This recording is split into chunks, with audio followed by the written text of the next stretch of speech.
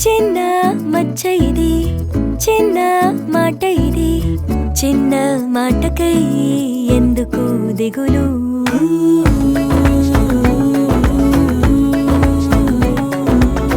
చిన్నవి ఈ చిక్కులు,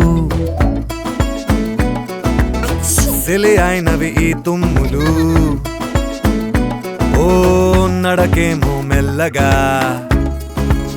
స్మైల్ ఏమో చిన్నగా, చిట్టి చిన్నారికి ఏడుపులెందుకు?